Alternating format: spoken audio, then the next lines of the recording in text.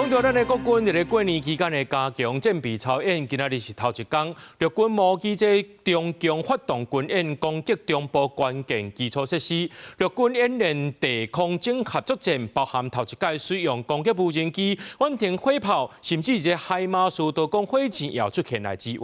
啊，那下晡呢是由空军家己基地演练 F-12紧急起飞。外界上界关心的这风寒飞行衫呢，也展出来。空军也强调讲，这风寒飞行衫3月全部的货拢会送到位。接到紧急起飞的命令，飞官从这警戒式加时间比赛，限时6分钟内完成紧急起飞的准备。地勤人员详细检查战机，确定这机状况拢正常。F-12V 快速转场。因应喷射火焰 ，F-12机正紧飞去伫天顶，捍卫中南部的领空。27点前久拢无休困。国军春节加强战备操演第一天，空军嘉义基地演练紧急起飞，展现守护空域的决心。强基最近定定了台 F-12V 的任务正重，因过去年发生战机伫咧花莲石个海，大家拢关心风寒飞行衫采买进度。空军这边底边公开原式的 OTS 600风寒飞行衫。穿伫飞行衫内面，穿起来下手阁烧热。空军讲，去年12月开始交货，今年3月底全部拢收到。按算4月开始使用，那你是海水温度无到18度，暗时无到20度，这片任务就要穿。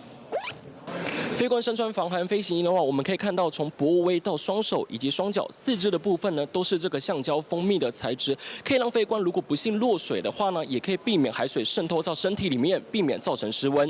长时间穿着在飞行服里面，甚至上飞机的话，它并不会给我们造成额外的困扰。教育训练的部分，我们也要确实完成了之后，没有问题之后，才会让飞行员穿着上飞机。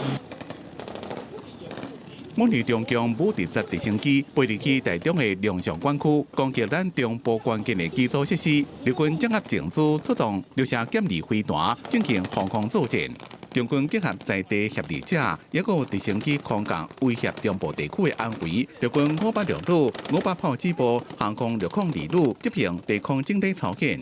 这出行军艇无人机，成执行战场情疏，整合情资。国军的战术也得到时代进步，用攻击无人机来到战场锁定目标，精准下着目标。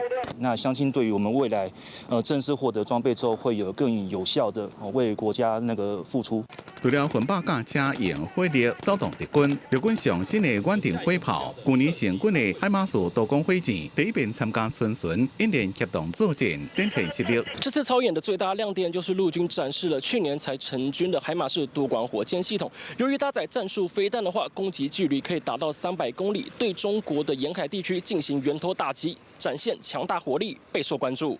目标的涵盖区的范围较广，所以我们可以随时去支援这个跨作战区的这个范围。对中共加大对台湾的军事恐吓，国军用确实的训练，继续争取买新型的武器装备，让国人会当安心过年。记者综合报道。